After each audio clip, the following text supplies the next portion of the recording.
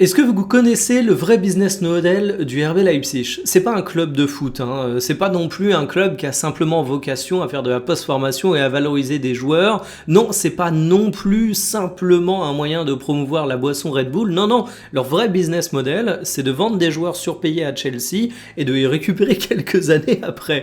Alors pourquoi je vous dis ça? Eh bien tout simplement parce qu'on a aujourd'hui Nkunku qui va faire son retour du côté du RB Leipzig. Alors il vient en provenance du Milan où il a été prêté, mais pourquoi je dis que ça commence à faire beaucoup du côté de Leipzig cette petite stratégie? Eh bien parce que Nkunku avait été vendu à Chelsea et surtout moi ça me rappelle un peu Timo Werner. Alors lui c'était plus fort que tout, il avait été transféré en 2020 pour 53 millions d'euros du côté des Blues et il était revenu pour 20 millions d'euros en 2022 et oui Werner est désormais en MLS alors qu'il a 30 ans, ce n'est pas le sujet. Donc pour en revenir aux Français, Nkunku, parce que c'est quand même lui qui nous intéresse, il avait été transféré au Milan et on peut pas dire qu'il a fait long feu étant donné qu'il part déjà. Il avait réalisé 34 matchs, 17 comme titulaire avec 8 buts. Au moins, il a remontré son football, même si ça n'avait pas convaincu.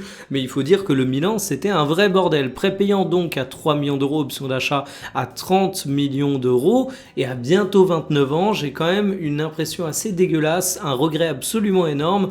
C'est celle que Nkunku se retrouve un peu à passer à côté de sa carrière.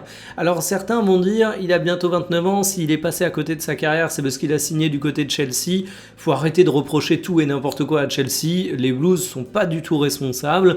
Nkunku, pour moi, le premier virage qui puait un peu, c'est qu'il aurait dû faire la Coupe du Monde 2022, il s'est blessé juste avant, et justement, les blessures, après quand il a signé du côté de Chelsea, il en a eu un énorme paquet. Alors certes, après, il n'a pas forcément eu sa chance, mais quand tu as autant de blessures, c'est très dur de retrouver ta place dans un effectif compétitif. Il a ensuite dû partir. Ça ne l'a pas fait du côté du Milan, c'était pas le contexte le plus simple non plus. J'ai quand même l'impression qu'il a pas de chance dans sa carrière Nkunku. J'espère du côté que du RB Leipzig, il va réussir à se relancer un petit peu. On sait que le foot allemand est plutôt favorable. La Bundesliga a des joueurs de son profil. Donc je croise les doigts parce que moi c'est un joueur que j'aime beaucoup mais qui s'est un peu perdu au cours de ces dernières années malheureusement.